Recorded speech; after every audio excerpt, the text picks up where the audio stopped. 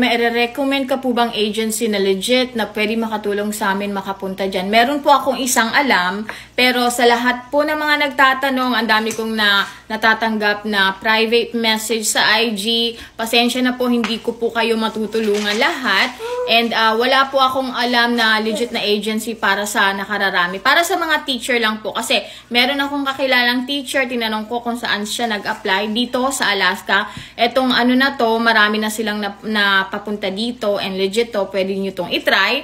Pero sa mga iba po na nagtatanong ng paulit-ulit, tapos mini-message pa ako sa IG, pasensya na po, pasensya na.